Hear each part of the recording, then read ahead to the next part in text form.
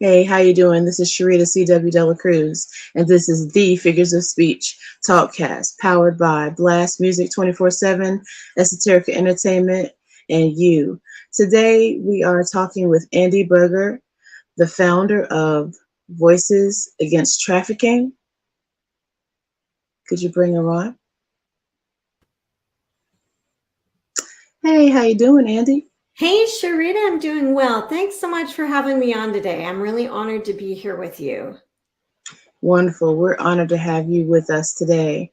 We appreciate you coming on and sharing the information and the content about Voices Against Trafficking and your story. Could you tell us a little bit about you? Where are you from? Absolutely. My original home was Inglewood, California, home of the original Lakers. Yeah, Yeah, Mr. Clutch, Jerry West. that's Uh, right. I've been in Oregon, Central Oregon, for 28 years now. So this is my home. It was really the first safe home God brought me to, but now it's completely. Mm, understood. Delving right into um, you said safe home. Could you give us a little bit of insight into what you mean by that? Sure. I did not grow up in a safe home. In the early 60s, there was no talk of child abuse or trafficking or any of those terms because people kind of kept that stuff secret. They swept it under the rug. Mhm. They ignored it. You know, families didn't talk about that special uncle or whoever. And so in those days, I didn't have any place to run to. So from six Mm. months old, to 17 years old, I was actually trafficked by all immediate family members and some extended family members. And my birth mother was the primary predator. And so she Wow. was, as I call, the orchestrator of all evil in that family. So My there was nothing safe. goodness. God bless you. Well, thank you. He certainly has. And I'll tell you that when God wants to speak to a heart, it doesn't matter how young or how old that heart is. I was 5 years old the first time I tried to take my life. And the Wow. abuse and the torture and the just everything was so horrific. And my birth mother was just basically waiting for a chance to pounce or to kill me or my birth brother. So at that time, I thought, I'd rather be dead because at least I would be at peace. Nobody can touch you if you're 6 feet under.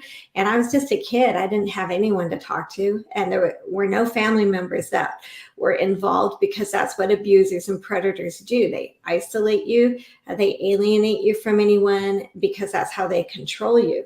So when I went out to Yes. the curb on my house, I was just waiting for a car to be coming by so I could run in front of it and die. That's how desperate Mm. I was. But in my life, God had a different plan. And as I looked up into that huge sky, it was so blue that day. I remember that. I wanted so much to believe that there was something greater, but I really didn't have any hope. And yet, when I looked up there, I thought, I wonder how big this is, and could somebody have made it? And would they be bigger than the people that are hurting me? And Mm. amazingly, no cars were going by at that time. It was a very busy street normally, but not one car was coming down that road yet. And in that moment, Sherrita, I felt and I heard this voice in my heart that said, this is not the plan I have for you. Suicide is not the answer. And I don't know how I would have known that word because at 5, that wouldn't have been a word in my vocabulary. But I knew like the voice was something powerful. And I listened and I believed it, which is really amazing that I would trust something I hadn't seen. But I Indeed. did. And I went up to the garage and I leaned against it. And I basically just said, if you keep me alive, whoever you are, I'll do whatever you call me to do. And those were the words, I'll do whatever you call me to do. Now, it wasn't easy. There was a lot of heartache and a lot of pain. There were a couple more attempts to end my life. And my brother tried to smother me to death. And the last time my birth mother tried to kill me, I was 17 years old. So it was a very long and painful childhood, if you can even call it that. But Mm. again, I knew that God existed, even if it was in a more intellectual way, not Mm. necessarily experiential. I understand. And my heart goes out to you and your brother. Do you still speak to your brother? I don't actually know where he is. There were a few times where we spoke. He was 4 years older than me, and when he Mm-hmm. left for college, he left everybody, including me. And so Mm-hmm. he just went on and did whatever he needed to do. I believe he's still alive somewhere, but no, we don't have communication. And I had to really leave him in God's hands, because at some point, if you're a survivor and you are Mm-hmm. trying to create that new normal, sometimes you have to really let go completely. And Yeah. people don't understand that that kind of a family unit really isn't a family. You're a group Mm-hmm. of people, and the children are the tools and the objects by which the parents, who should be loving and nurturing and should be safe, are using them. I understand.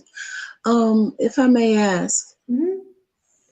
for our viewers' sake, how long do you consider that it took for you to undo the traditional things that you had learned in your family, um, to know that, I mean, of course you knew that it was a hurtful thing, Right. but for you to know that it was something that was actually going against your human rights. That's a great question. I don't know if I would have understood at that time that I had any rights as a human being. I knew that it was wrong. And it wasn't until I went to college that I started to see how other people lived, how other people my age lived, and Yeah. the good, the bad, the ugly, as they say. And so Hmm. I realized that there was a lot of the world that I didn't know. I was very intellectually ahead, but I was very emotionally behind, which complicated dating, having relationships, even friendships with people, because I didn't trust anyone, and I didn't know how to share myself or how to express pain that I never wanted anyone to know about. So I did the classic overachiever peacemaker thing. So in terms of um, where I am now, and with relationships, with marriage, a very successful marriage, and successful friendships, and a successful faith, uh, probably not the best word, but a fulfilling faith, I would say that it was in my early 30s. And there was one particular reason why. I was invited to go to a church service that was about an hour and a half away from my home at the time. And it was one Hmm. of those, I really don't want to go. I'm not feeling well. But my friend was taking me, and I wanted to honor that. So we went, and we were a little bit late. And the Hmm. only two seats that were available were in the first pew, right in front of the speaker. And Of I'm thinking, course. oh my gosh, you're killing me here. but but I sat there for the 2 hours, and I think I probably cried the whole time. And she glanced at me a few times because she knew who I was, but I just didn't really have the presence. There was nowhere to run. It wasn't like I could run up on stage and head left to the bathroom or something. And here's what the amazing thing was that really changed me from having an intellectual understanding of God to a more experiential feeling and knowledge of God. After Hmm. she was done praying, and she knew things as she prayed, that there was somebody who had been crying out desperately to God for healing and for, Yes. relief, and things that only God would have known. And so she spoke those things. And after she was done and people were leaving, she came down the aisle, and she sat in the pew, and she took her arms around me, and she embraced me, and she started rocking Mm. me back and forth. And I had never experienced anyone touching me that way, in a safe way. And I remember thinking, wow, this must be what it's like when a good mom comforts a child. Mm. And so I was 31, maybe 30, right in that area. So that was the first Yeah. time I had experienced something like that. She didn't know anything about what had happened in my life till later. But I was just so impacted when I left. I felt like everyone could see the light in my car, like Jesus was driving with me. And I just had this amazing infusion of hope You know, Nice. maybe he really did hear me.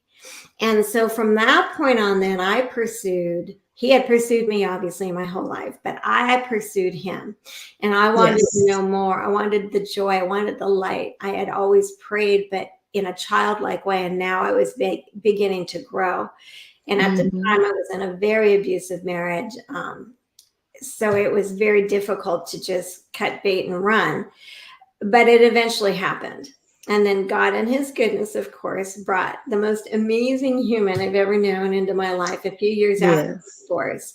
And we've been married for 23 years. And Ed is just a rock. He's just a great man. And he just, just loved me like Isaac and Rebecca. He just loves me. Wonderful. I'm so happy that you were able to reconcile and recover Mhm. what God has for you through purpose and your destiny in life. So we're going to go ahead and scoot to our questions if you're ready. I'm ready. You go, girl. All right.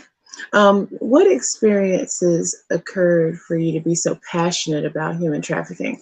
I know you told me um, the backstory, Right. but some people can, experience what they've experienced, recover from it, and just, I guess be normal.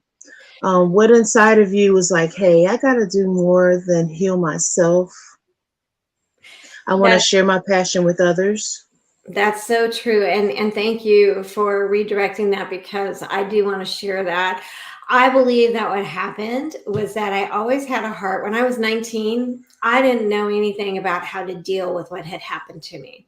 And I really didn't Yes. know how to live forward either. But what I did know was I never wanted to have a child of my own because I thought the only way I can stop the Mm. evil, which as many people know can be transgenerational, it can go from generation to generation. So I thought if I never had a baby, then no more evil could come from this lineage. And but My. of course, at 19, there wasn't a doctor I went to that would actually take care of that, so that I could never have a live birth. So I thought, okay, what else can I do? Because my heart, I saw other broken people, maybe not the same way I had been, but I Hmm. wanted so much to help others not hurt, not be lost, not be treated disrespectfully, not be hurt because someone else was bigger or was a bully. So that nature of mine kept getting stronger. So after college, I took a year and I thought if I go to law school, right, I could save a lot of people. I could help people Mm. that are hurt. But when I Absolutely. went, yeah, when I went to law school, guess what? It was not what I thought. It was not God's justice. It was about power and money and this and that.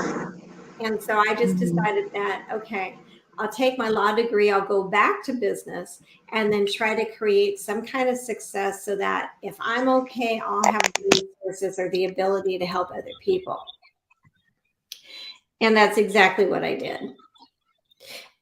And in doing that, what happened, started working with, I started working with kids that were not in great shape because their parents were rehabbing.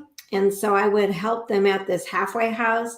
And I just knew I had to help kids. But at the time, I didn't have a plan. So Right. married my ex-husband, did not have the same ideals. And of course, there was abuse involved in that. So it wasn't until Hmm. after we divorced that when I married Ed, uh, I had this amazing person that was supporting me, loving me. And I was very successful in business as a corporate trainer and as a lot Mm. of different things. But in 2008, a massive head injury changed all of that. I couldn't work. Mm. I lost a year of memory. I was barely functioning. I knew long-term things, but I couldn't remember the second before the next second. So Wow. suddenly, yeah, my world changed. And I'm like, oh my gosh, what am I going to do? Why is this happening? And no one really understood concussions and brain injuries, like massively injured brains, like mine was at that time. But that was the fourth of what has now become 10 brain injuries. So that one was a massive one. But Sharita, what God did in that time, he used it to show me that my heart's desire to help other people not suffer the pain I did, no matter how old, but especially children, 18 and under, that area, was so great. A friend of mine said, Andi, what do you want to do? What do you really want to do in your heart? Well, I want to help people not feel like they have no value or worth. I want them to know they do have a purpose and a plan and a worth in God's eyes, but also in the world, that they can be whole even if they've been broken. She said, okay, right. let's put a website up. And I'm like, what? She said, let's put a website up. What do you and Ed want to do? And so Ed's mom, I didn't get to meet her before she died, but her name was Beulah. And in the Bible, of course, Beulah land is that place kind of between heaven and earth. And I thought, well, aren't broken people and kids in between that place of, broken and whole? And if they don't have that middle piece, right, who's going to help them? So we called it Beulah's Place, and we established a very creative safe house system where we could rescue at-risk homeless teens off the street and then help them get reintegrated back into community with jobs, with high school degrees or GEDs, and a future and a hope. And that's kind of how that manifested. Again, I had to do a lot of work. I had to go through a lot of counseling, and that's not always popular in churches. At least it wasn't then. But that massive brain injury created the opportunity for me to figure out, what can I do? What is my purpose? And from that point on, it just became a passion. Like, okay, one was great, but what about another victim? What about another teen? What about this person? And of course, many times when you're doing work like that, most of the volunteers have also been broken, or they have experienced brokenness in their family. So it was necessary. It's almost necessary. Yeah, exactly. And so that's how it all kind of propagated. Yeah. All right. And so that goes right into my next question. Tell us about Beulah's Place. You began to go into it, the establishment of the name and what it meant to you. Does it still exist? And did it start with assisting children of all genders? So when we started in 2008, we raised money. We became a 501c3 nonprofit. It ran for 14 years because when COVID happened, and in Oregon, unfortunately, the leadership of the state was not pro-children's centers and things like that. And even after COVID, we realized that we can no longer manage the building financially. But people were scared, they were nervous. And so we had to sell the building, and our plans to have the center where young people could come, like a day shelter almost, but with different programs, tutoring, job skills, food, a bed to sleep on for a while, things like that.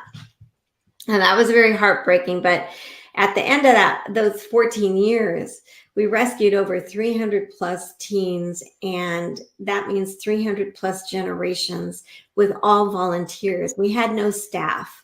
We pretty much did everything. We provided counseling, education, jobs, transportation, medical, dental, just about anything, legal help when needed. So all of that was provided through the community, which was amazing, and grants, from corporations and businesses. So when that was ending, and my health was not super good at the time, I have autoimmune issues, and so my organs were starting to fail again. God inspired another nonprofit called Voices Against Trafficking, because he knew that door was going to close with Beulah's Place, and another door had to be opened to continue the plan that he had, right, for me and for these young people.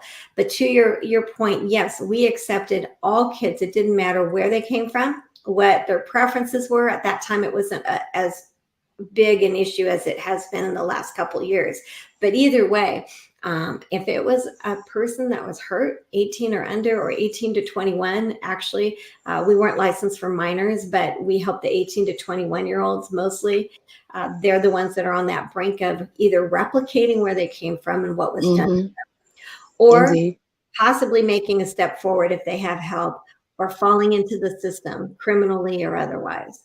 So we wanted to get them as legal adults and make sure that the stuff that had happened would not get in the way of them creating a new future for themselves. And we actually had 12 that have graduated university because we were able to establish scholarships for them. So from home Nice. to college graduate to career people, some of them are young moms now. It was just amazing what God did. And that was really hard. But what we're doing now is even greater because it's a greater work and with unlimited tent pegs. Gotcha. So what is Voices Against Trafficking? Tell us about that.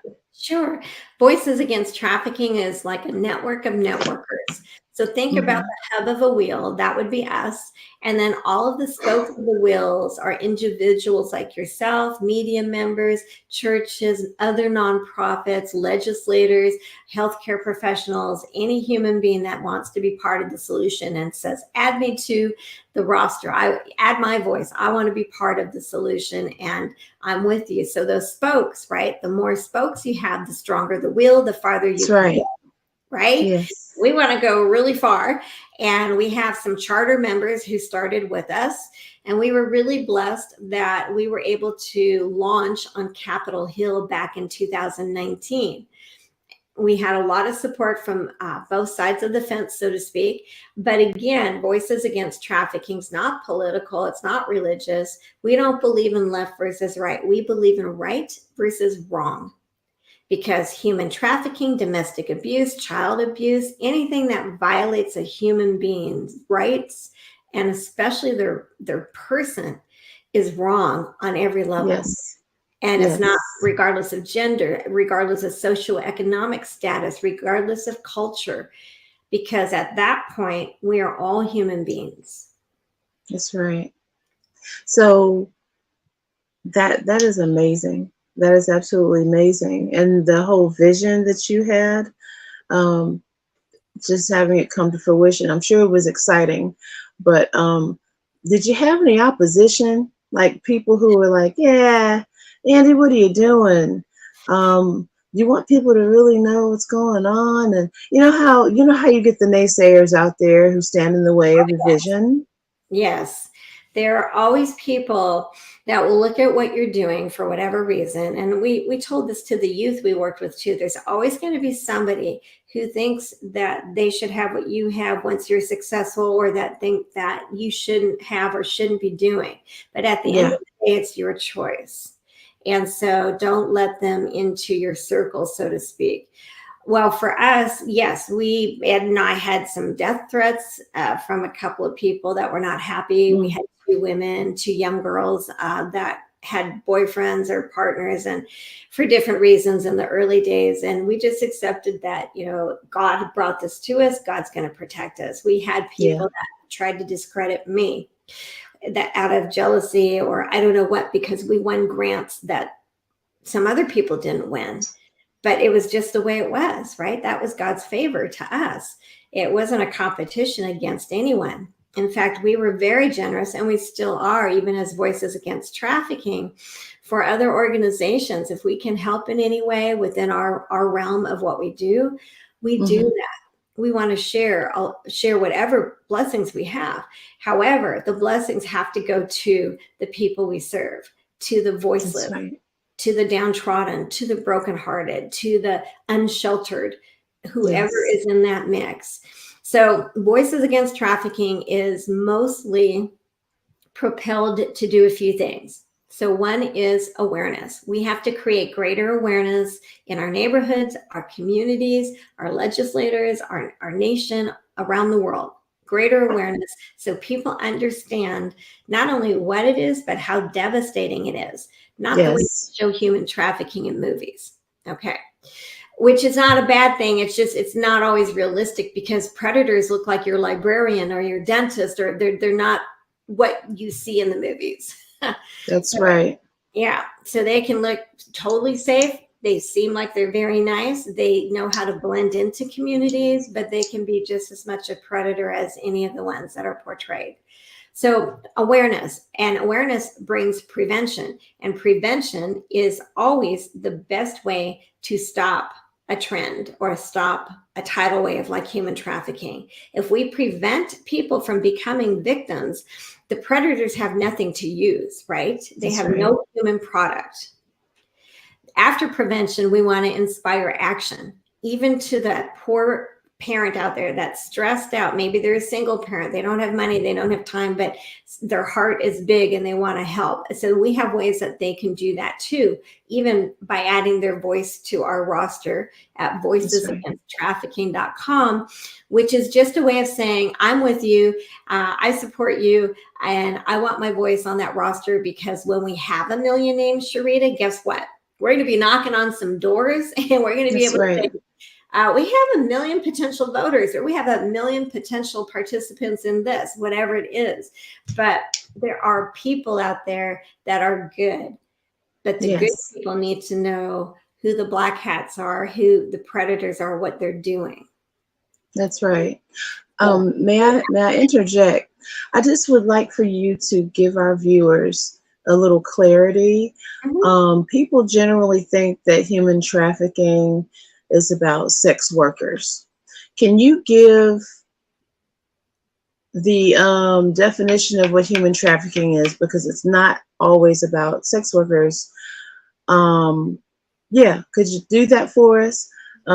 People need to understand, there's a gray area that people don't understand. They just associate it with that, and women in the trailers, and being sold into a situation just specifically for sex. But it's not just that. It's beyond that, and you're absolutely correct. So let's start with the basic Andi version of what the definition is. So human trafficking, if you coerce someone against their will or abduct them, anything that's coerced, and you sell them or you use them for other purposes, which I'll define in a minute, that is trafficking. You're taking a human against their will, whether they're a child or an adult, and you're forcing them to do activities that they would not normally do, that they would not choose to do. They didn't ask to do.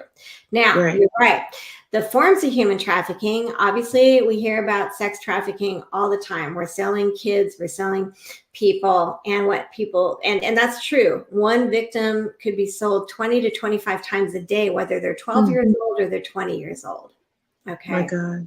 The average age, though, is approximately 12 or 13 years for girls or boys, even though we know it goes much younger and it can even go older. But that's the prime. So after sex trafficking, it's for any sexual activity that you're coerced into, forced into, and controlled to do. There is labor trafficking. So think about some of the manufacturing companies, or somebody says, well, you owe me, and so you're going to have to work it off under force. Or they just simply say, you're coming with me. They abduct you. They get you in a van with a bunch of other people, and they force you to work in horrific conditions. And we can talk more about that, because we have an article about that in our new magazine called Voices of Courage. There's a story in there of just that, of something happening, a labor trafficker in the United States, working partly with the government. So there's labor trafficking. And then another part of that is, there's another word for it, but basically debt reduction. Let's say someone in Mexico or another country pays someone to bring their children over so they have a better life. Okay, they think that they're going to go to America and have a better life, or meet somebody there that will help them have a better life. Okay, we call them coyotes. Everyone talks about cartels, but let's say that person can't pay. So the criminal is going to say, hey, well, okay, since you can't pay me, sure, I'll get your kids over the border, but you're going to owe me until that debt's paid off. Okay. Yeah. So, and oftentimes the debt is never paid off, and more often than not, the kids never go anywhere except into a trafficking ring if they survive. My goodness. So you have that, but the two more well-known would be sex trafficking and labor trafficking. And sometimes they're both, as you mentioned, like in a massage business or some other kinds of businesses like that, hotel industry, it could be both sex and labor trafficking. So Mm. we had a young gal that we have assisted in another state that actually broke free of her predator.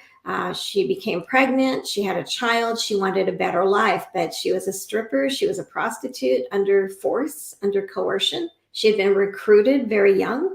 And so she's trying to make it on tips as a waitress, as a food server, and was Right. not making it. And she was tempted to go back because she's like, how can I support my son? Because she didn't know anything else. She didn't have enough confidence to get to feel like she could have other skills. But we interceded, and it is working out. It's still hard, but she was forced to do sex and to do labor by her pimp, or by her trafficker rather. And people don't know this. They think, oh, if you're a prostitute, you chose that, or some other myth. Sometimes it's not a choice. Sometimes that's true, but most of the time, there was a study a year or two ago that showed that 89% of female prostitutes who were willing to give their stories and give the information had been recruited as minor girls, as young as 12. Yes. Okay, so now they're legal adults and they're in prostitution, but they didn't choose that. It's how they were groomed, and they were controlled by the predators. They were controlled by the traffickers. So what do they do? And when the community shuns them, where do they go? They go back to what they know, because that's all they feel they can do. That's right. So much information. We're so grateful to have you here on the Figures of Speech Talkcast. What has Voices Against Trafficking accomplished since its inception? Well, since we started, we have produced 2 books, and we're going to have a 3rd one out. That's part of how we are trying to reach people. Both books are available on Amazon.com. But the one that's most pertinent right now would be Voices Against Trafficking, the Strength of Many Voices Speaking as One. So that's on Amazon.com, and 45% of proceeds go to victims of both child abuse and human trafficking. But more importantly, you'll find like 18 chapters, maybe 5 or 6 pages each, from different people in several countries. And what those chapters do, Sherrita, they either tell a story, they give a perspective, or they inspire a conversation like, wow, I didn't know that, or oh gosh, I didn't think about that. And we want to inspire those conversations because our age appropriate children need to know that too. So it's a great handbook for schools to have, mental health, a home library. Everyone should have a copy of something like that, even if it's not ours, in their home. So that was one thing. And our 2nd edition will come out early next year. Another thing we did was we started free online forums on Facebook and YouTube. We started those right away. So every quarter, we bring 3 to 4 speakers for about 5 to 8 minutes each. And it's free on Facebook and YouTube. People can go look those up under Voices Against Trafficking to see the one we just did in September. But again, you're hearing how to be inspired to action, or you're hearing, wow, okay, I didn't know those statistics, or this is a terrible thing, or the foster care, or the educational, or whatever the topic is. It's all related to the trauma, to the action of human trafficking, to the recovery and healing, or to the impact on community. And that's what those international forums are for.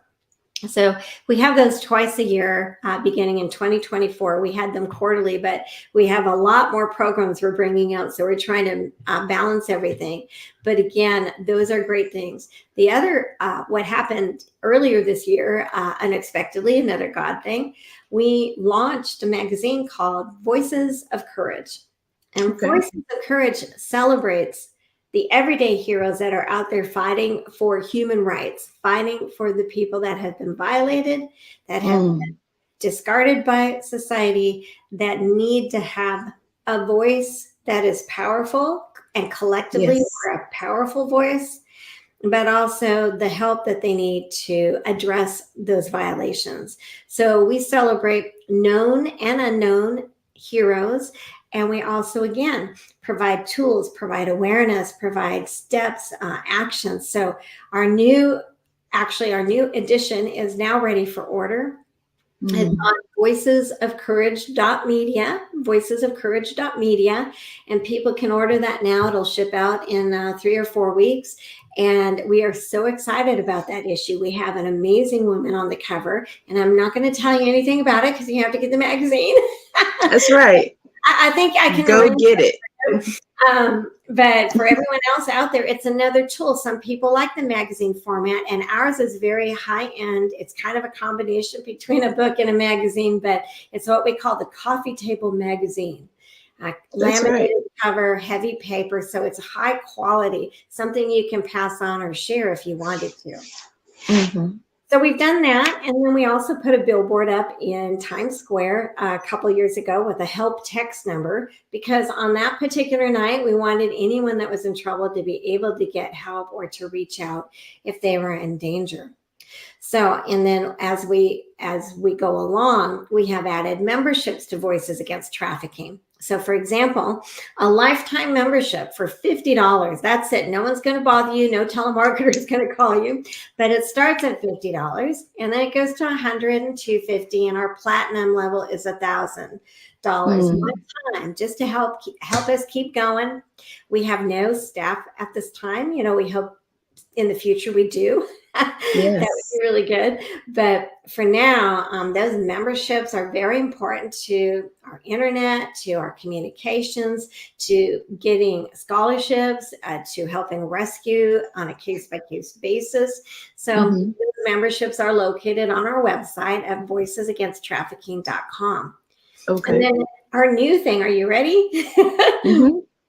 Our new fundraiser coming out also in just another maybe 2 weeks, 3 weeks tops, is a CD that has been created through the help of many hands and many people that are just extraordinarily generous with donating their music, their time, their expertise. And so it's called Broken Treasures.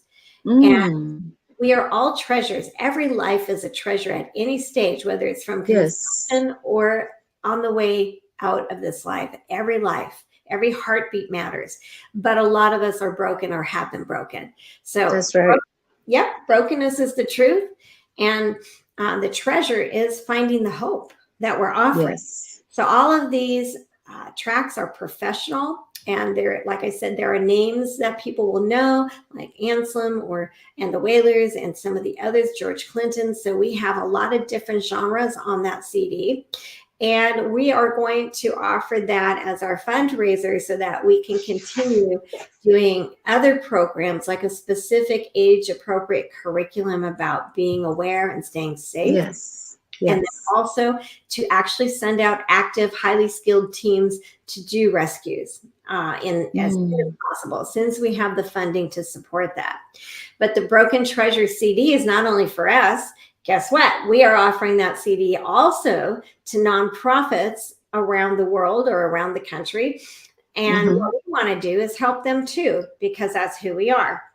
That's we right. want to get the message out about being unsheltered, being hungry, being abused, having mental health issues like PTSD, post-traumatic stress disorder. All of those issues cause brokenness, and there are other issues, but those are usually the main ones. So we want other organizations that need to raise money so they can keep doing what they're doing, and we're going to give them the CD, and they can definitely offer it to their constituencies and to their databases, and they will receive a nice percentage for every unit that they sell. So it's a win-win that way. The whole idea is to get out there and help the broken. That's right. Just to let you know, even in the I'm in North Carolina, and the city that I'm from is called Greensboro. They call it the Gate City because it's the transportation hub of the state. Every major highway, north, south, east, west, goes through Greensboro. So that makes Greensboro one of the highly traveled or highly regarded human trafficking areas in the state and in the southeast. So human trafficking is not something that is I guess is taboo, Mm-hmm. you know, but yet people in this area are, I guess, like you would experience as well. People want to help, but they don't know exactly how to. That's right. How would you, enc- if you could give someone some encouragement if they came to you and said, "Hey, I want to help," Mhm. or "I want to establish some channels in order to help people in these circumstances," what's information or encouragement would you suggest to them?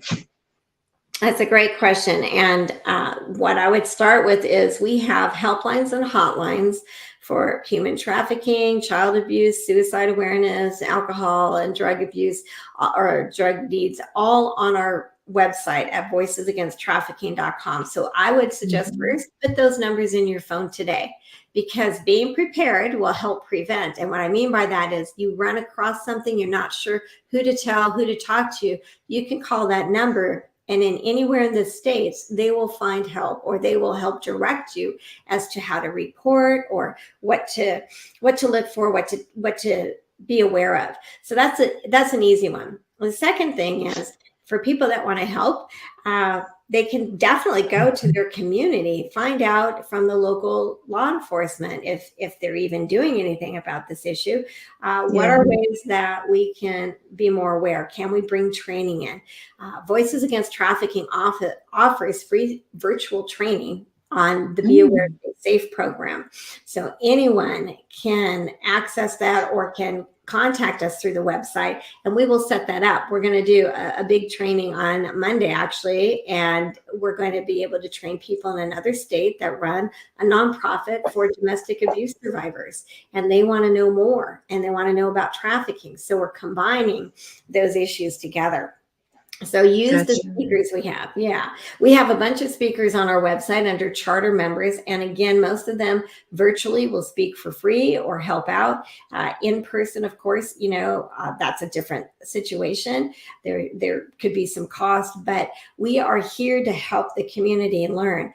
Another thing to do, volunteer. We're going to need a lot of people very soon that are willing to maybe take flyers or to do more sales type thing. Call people, say, hey, there's a CD out there and we want you to help support the program. Maybe they want to do that. Maybe they like talking to people. For the people that don't Mm. like talking to people, maybe we have some other things that they can help with administratively. But one of the ideas that I discussed with someone very recently was, he said there was a large senior citizen population in his area. And I thought, well, why? Maybe they'd like to go out Christmas caroling as a fundraiser for Voices, right? So there's all Mm. kinds of ideas. We have a bevy of things that we can share with someone if they're interested in their Yeah. area. We are full of ideas, Sherrita. Got to have a lot of innovation and witty invention to Absolutely. get the word out and get people involved, And you because can this buy is the book. such a, Hmm. hmm? Even buy the books. Yes, absolutely. The books, the magazine, the soundtrack. Hmm. Oh man. Um, in closing, what would you like to leave us with concerning your experiences and your movement and the future of it?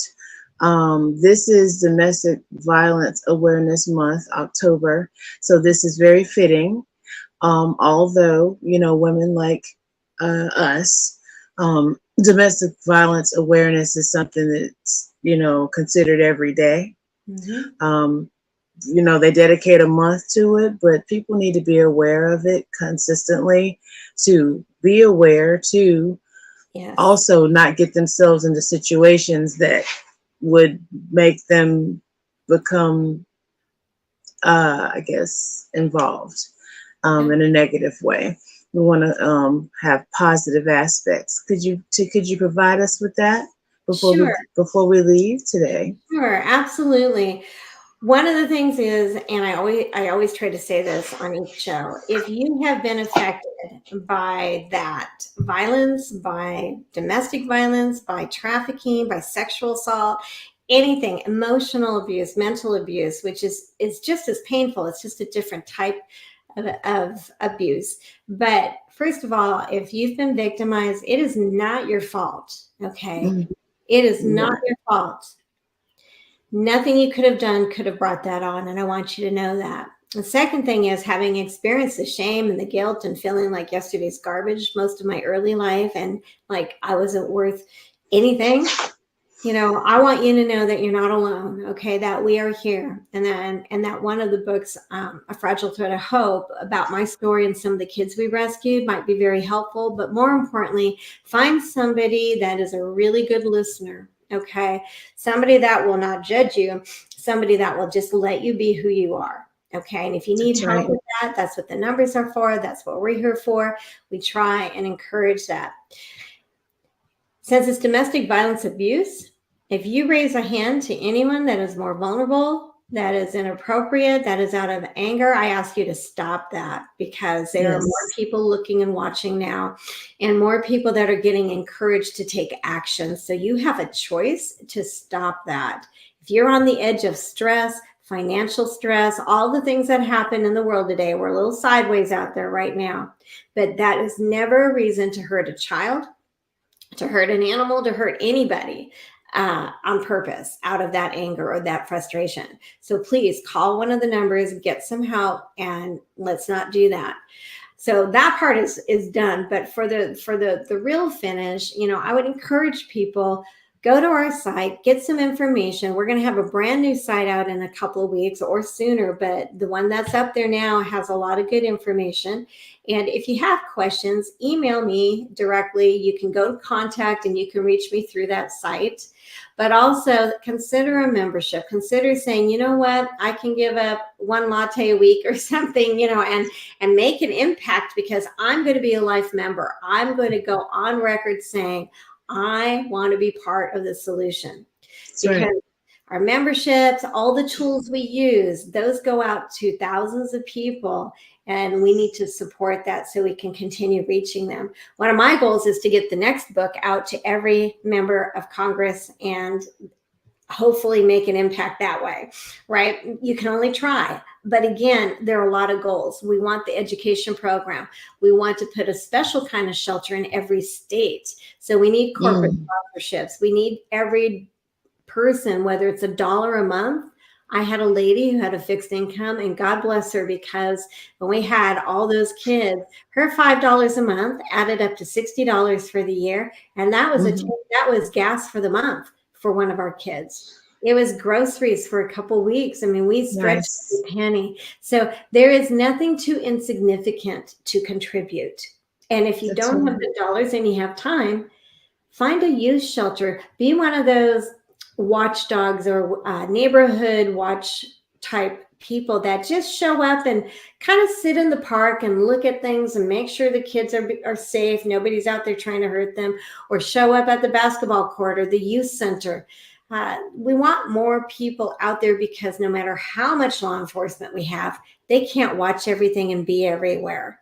But we can add our eyes, and we can add our time, even an hour a week, 2 hours a week.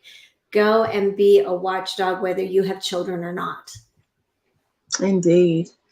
Oh man, so much information, and we appreciate all of it. Could you do me a favor and run down your email address, your all of the pertinent information for social media, even a telephone number that they could catch, and start their process if they need the help or if they want to assist. Okay, that would be awesome. We appreciate that. So the website is voicesagainsttrafficking.com. Where you buy the magazine is voicesofcourage.media. And through the website, you can interact with us by email very easily. So feel free to do that. And then we figure out the rest of it. My phone number, since pretty much everyone else has it, is 541-788-9639. 541-788-9639. But what I would ask is that there are no gritty descriptions, that there is nothing that would also set off my PTSD, that you simply leave a name, number, and a brief message, and myself or someone else will get back to you if you're going to call. And same applies to texting. Now, as far as social media, we are on LinkedIn, we are on Facebook, Instagram, we're on YouTube. So we have that part of social media. Just look up Voices Against Trafficking. And I think we're on Twitter. Clearly, I'm not a techno, so I don't really use those very much, but I've been learning Messenger lately. But it's all good. So I just want you to know there's lots of ways to reach out to us. And I really hope that you'll look up some of those programs under Voices Against Trafficking, get more information. If your church wants to do a fundraiser, if your corporation wants to do a fundraiser, we have a lot of programs that we can bring to you that would be very easy and very simple to do. If you're a social group, a Rotary group, a Kiwanis group, a women's league of anything, we would love to have you do fundraisers for us, because we are national and international, and we have a lot of needs. We are working with a couple of people that we've rescued lately, and we need help. So that's right. Yeah, absolutely. You are not too old and you're not too young to be part of the solution to human trafficking and domestic violence. And with that, thank you so much, Mrs. Beurger, for coming on to the Figures of Speech Talkcast to give us more information and background on Voices Against Trafficking. We just pray that you continue to have the strength and ability to do this work, because it's so important. And it's trailblazers like you that make it all possible for people to be able to come to reality about their lives, and to assist others. All right. Well, thank you so much, Sherrita. You've been a wonderful host, and I hope that your audience will really take to heart what we've talked about today. I appreciate it. I'm so honored to be on the show, and I really hope that today somebody feels more hopeful and more hope-filled because of what they've learned. Thank you so much, Mrs. Beurger. This has been Andi Beurger, the founder of Voices Against Trafficking, and I'm Sherrita C W Delacruz. Thanks for tuning in. Oh, make sure you subscribe to the Figures of Speech Talkcast Blast Music 24/7 on YouTube. Thank you.